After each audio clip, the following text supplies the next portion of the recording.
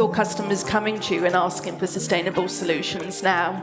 And they are coming to us, but it's very dependent on budget and availability as well. It's just about trying to make sure there is a more diverse mix of people at these events. Specific roles that we focused on were things like post-production, so editors and assistant editors, location directors, showrunners. And I completely echo what all of you guys have said. You know, we need to work together on this, and the more we talk, the more we work, the kind of better we can make all of that.